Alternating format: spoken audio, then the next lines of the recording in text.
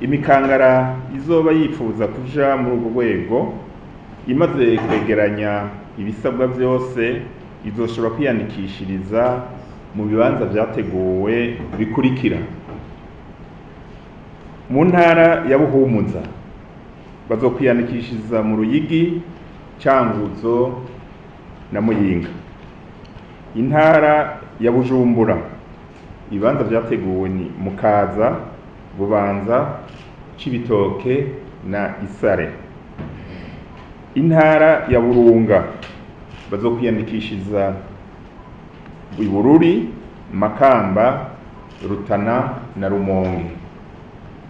Mu ntara ya Butanyerera bazokwiyandikishiriza Ingozi, Kirundo na Kayanza. Mu ntara ya Gitega bazokwiyandikishiriza Igitega, Muramvya, Mwaro na Karusi. Iyandikwa rizohora ritangura igihe c'isaha 2 z'igitondo gushika isaha 6 z'umutaga, no kuva isaha 8 gushika isaha 11 z'umuhingamo mu bibanza vyateguriwe ico gikorwa twavuze aha hejuru, hisunzwe ikirangaminsi gikurikira.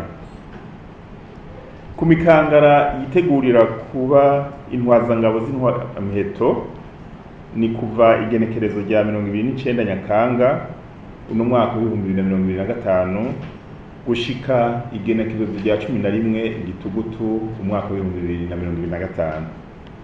Ku mikangara yitegurira kuja mu basirikari bato bato ni kuva igenekerezo rya 13 Gitugutu umwaka wa 2025 gushika igenekerezo rya 8 Munyonyo umwaka wa 2025.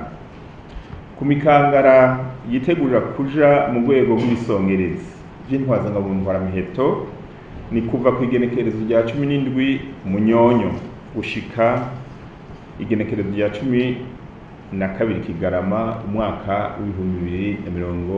2025.